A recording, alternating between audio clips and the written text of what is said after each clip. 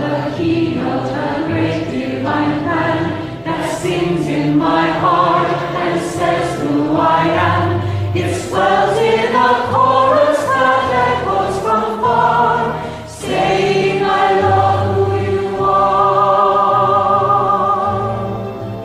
With the masters beside me to show me the way, my I am presence to light every day. My own inner being's as free as a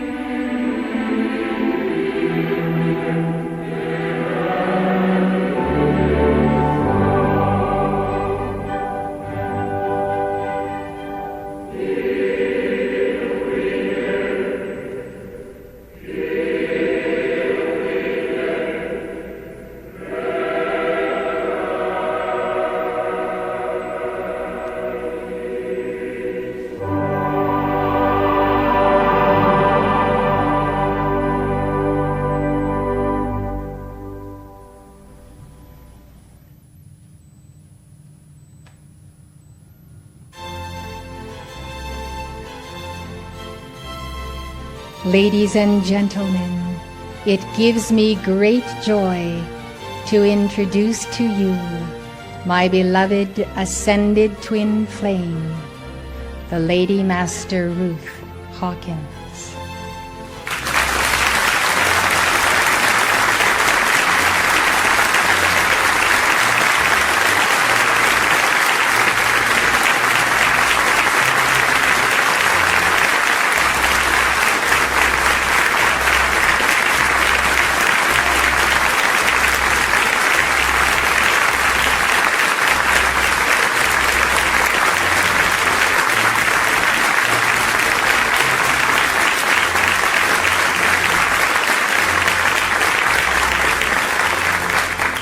My beloved stands to the messenger's right as I stand to her left. I describe to you now the glorious robe marking this entry into the heaven world and stepping down to this octave through the presence of the messenger. This garment is almost undescribable, having layers and layers of filigree of such fine golden substance woven in white. My beloved fulfills the beauty of all lifetimes for me, and I am grateful for her perseverance as she has worked through her karma and many challenges, many activities in this and former lives, her soul desiring each hour and each day to find that eternal reunion with God and with me. Therefore, please be seated now.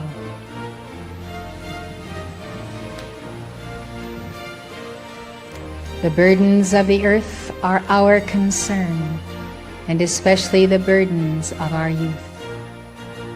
We ask you to call daily to Rex and Nada and Bob and Pearl, that you might summon through them their legions of light.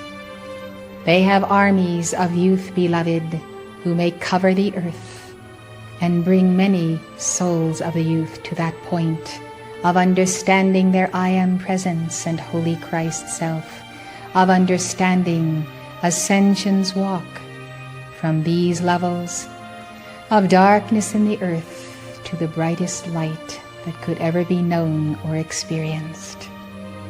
So, beloved, if you desire to see the earth continue, know that all depends upon the youth, how you are moving with them, educating with them, caring for the very littlest ones, directing those who have been severely burned, who have been put down, and whose identities must be healed.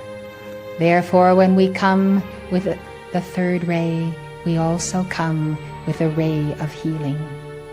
This healing action and this pink fire that comes from the love of God, this is truly the means of transmutation, of elevating the souls of the children and bringing all to the awareness that they too can walk and talk with the Holy Christ self in the I Am presence.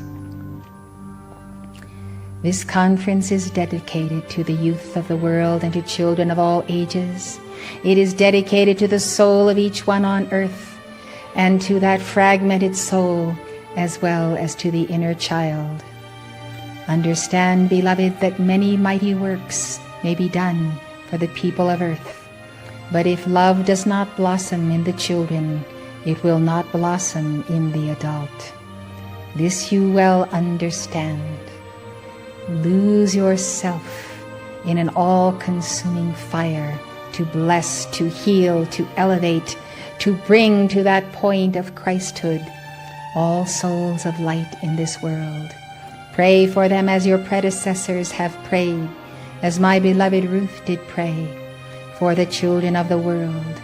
So many have come to this activity who have made their ascension because they have dedicated their prayers and their dynamic decrees, which they have given hours and hours by the day, So they have dedicated this to the blossoming and flowering of the youth. There are many who are the teachers in the schoolhouses of the world who do not know how to connect the child with his inner teacher. That inner teacher, as you know, is the Holy Christ Self. And within the within is the Holy Buddha Self. So, beloved, when the child has that sense of inner majesty, of empowerment, when the child has the inner sense that he or she is connected with God, you can see this in the child. The child is self-assured, is determined, is joyous, is happy, is interested in investigating life, in trying on everything and anything that is new and wonderful. And as the years go by and the depth of the wisdom of the soul of the holy child comes to fruition, you will see that even in this community, as in places throughout the earth, there are souls who have arisen, who are mighty, who are high indeed, and who will bring to the earth a tremendous gift. Remember, beloved, the higher the soul, the more is required of parents to keep their harmony, give their decrees for the child, and to rise into new dimensions of being. This do, beloved, for in this octave and in this world, all truly does depend on what does become of the children.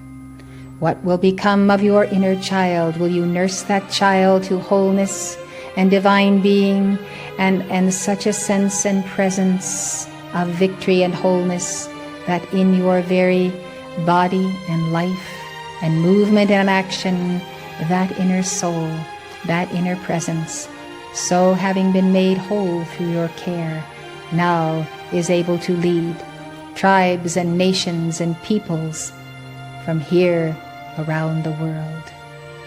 Let the little child lead them. Let the little child lead them. Let your child of the heart lead you, and yet understand that you are also parent to a soul, and that that soul is not yet immortal. Gaining the immortality of one's soul is the most priceless effort that you must make. The effort to know that wholeness, to know that oneness, and finally to see that one's soul shall return to the realms immortal and to that soul's immortality. You are about to celebrate the ritual of wholeness. You are about to celebrate soul retrieval as the messenger guides you. This soul retrieval at this Christmas tide and New Year is also tied to the action of the love ray.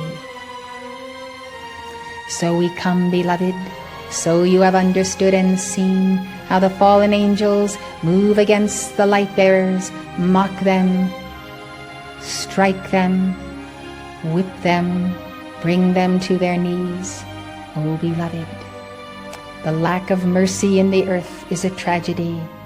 Consider how there is no mercy in some of the nations of the Far East, no mercy upon their very own people, slavery being rampant in the earth, with child labor being used. How can there be such a discrepancy between one such as the beloved Kuan Yin, the Mother of the East, and the outpicturing of those individuals with their hardness of heart, who have no thought for the children, no thought for those of all ages, yet to use them in building their domain, their armies, their tanks, their weapons. This then must be understood by all. All of you know that the destruction of Maldek came apart by the warring of factions until the warfare became so great and science so advanced that that planet, now the asteroid belt between Mars and Jupiter, that planet itself totally was blown up. These evolutions, who are the warring factors and other warring factors of other planetary systems, have come to earth to corrupt those who are of the light. This corruption, beloved, is something that must be exorcised from the planet. Yes, the corruption of those who do not resolve their issues in their religious leaders, such as the Buddha, the Christ. So, beloved, these very ones have reincarnated again and again and have been called laggards because they have lagged behind their evolutions everywhere that they have gone, because they are ultimately materialists and have no desire to enter the kingdom of God, but to amass wealth and comfort and to carry on and on and on. You then see that among them there is a mockery of the word.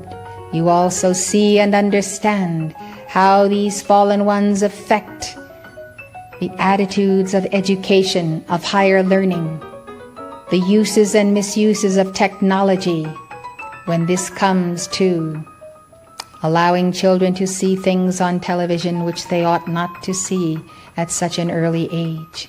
Violence is everywhere.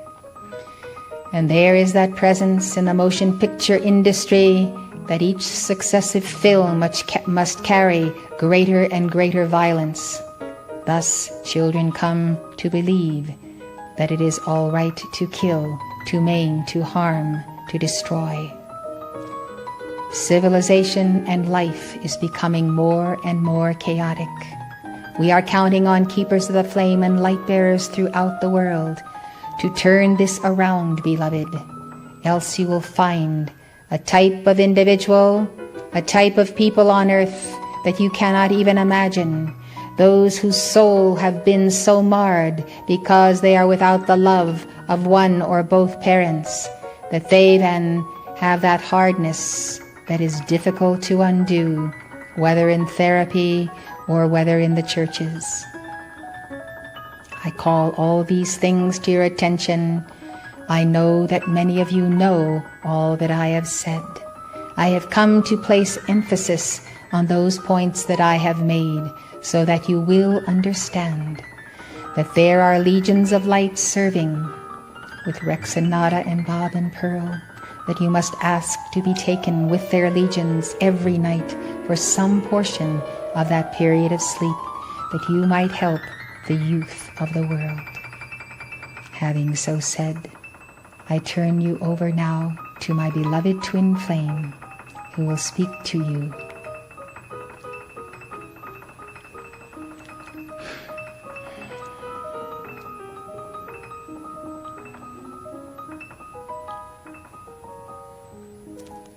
Beloved Mother and beloved friends, I rejoice to be with you in this moment. I have waited long, very long, beloved, to reach this moment when I might stand as an ascended being and in my robes of immortality to speak to you of God's call to me long, long ago, which I also answered. I speak to you, beloved, of art, and art itself in so many forms and manifestations. I have pursued art over many, many lifetimes, and in doing this, I have perfected my own soul. I have been able to draw back to myself the fragments of the soul.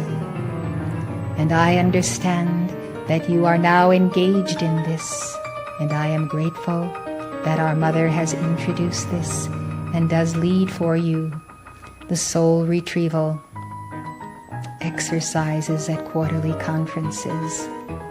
Know then and understand, beloved, that the fragmenting of the soul bears warning and a sign. If the soul becomes fragmented, it is because the soul has been abused and the light of the soul has been stolen. Your own carnal mind may steal the light of your soul. Far worse, the fallen angels and the laggards may come to steal components of the soul. Once these components of the soul are no longer tied to the soul, they may float beyond in octaves and in levels that are dark, that may consist of millions of miles across the galaxies. Once the soul and the body of the soul has been tampered with and ceases to be whole, then that soul, she is vulnerable. You then have come to this meeting today to call for the fragments of your soul to be returned to you. I know that the messenger has made it clear to you that in order to hold on to the soul and to bring the fragments back to the soul, that you must have a very strong heart chakra, a very strong chakra, a chakra that is greater than the antithesis, that which is the heart of the fallen angels. So if you have neglected the raising up and the balancing of your threefold flame regularly through many lifetimes, lifetime after lifetime, then at the moment when you desire to magnetize back to you all of these soul fragments, you find that the magnet of your heart is not strong enough to hold on to those fragments.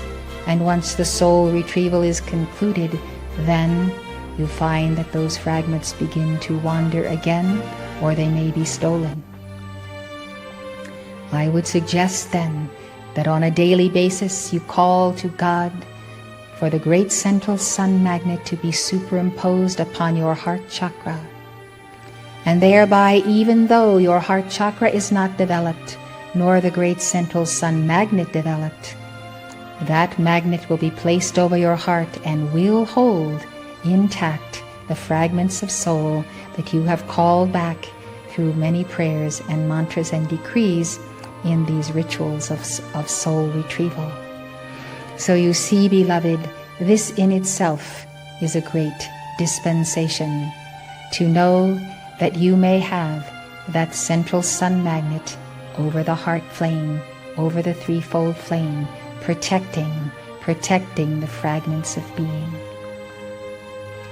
As you do this then, and you call home the sheep from your pastures, from far off worlds, when all are together and all components of wholeness are sealed, then and only then can the soul enter in to the path of becoming one with the Holy Christ Self. So you see, there are steps and stages of development that must not be missed. When you miss some of those stages, then unwittingly you have skipped steps that will be costly to you. I recommend then that you realize that once you have placed upon your heart chakra a replica, a small replica of the great central sun magnet, once it is placed by your Holy Christ Self, the I Am Presence, and the solar logoi who control that magnet, you then must maintain your harmony.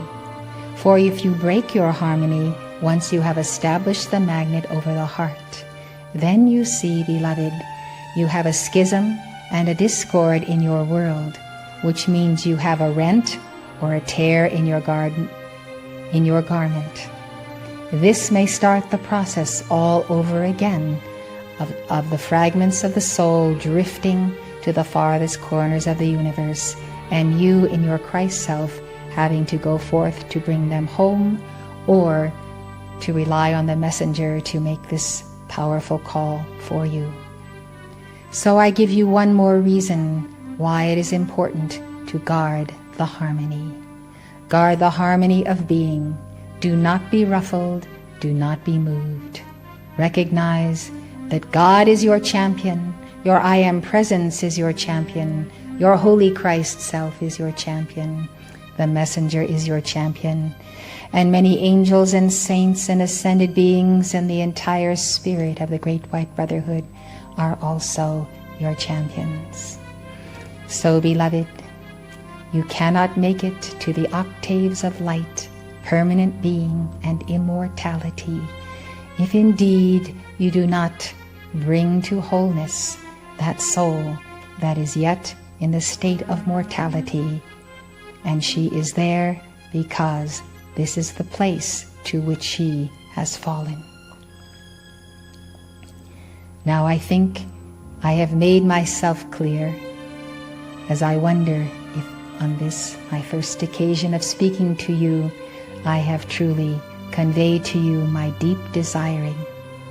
My deep desiring, beloved, is to share with you the great love of twin flames, especially of ascended twin flames. Ascended twin flames who occupy the same fiery ovoid may move through the universes in all dimensions and octaves, carrying, as it were, a sphere, and the spheres of the causal body as these spheres have been developed over centuries, a great sphere of being that allows twin flames and ourselves specifically to reach untold millions of souls that are in different dimensions of beings, different systems. The universes are far flung, beloved. We are grateful to be stationed in New York City at the Temple of the Sun, for there are so many of different races and backgrounds make their way through that city and then throughout the nation.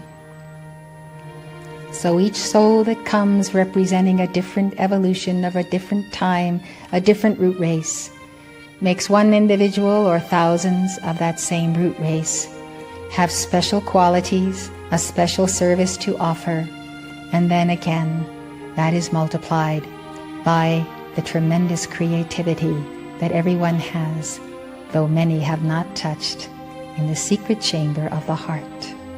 Those of you who are artists of one kind or another understand that the greatest art of all is the art of loving and living in the secret chamber of the heart with your holy Christ self. When you are able to do this, you know that you are moving closer and closer to your ascension. Let nothing stop you, beloved, for you are not a point of eternity until you are immortal. With all of my heart's love, I tell you that no matter what the challenge, no matter how great the pain, no matter what it takes to overcome the sinister force and to beat down the demons of the night, go for it, do it. You can have not only your glorious victory in this life, but your eternal union with your twin flame, who is either waiting for you in heaven or helping you along on earth. I am your beloved Ruth. I shall be with you always, for I am a part of your mandala. I seal you in all the love of my heart, and I tell you to each one, all things are possible unto those who love.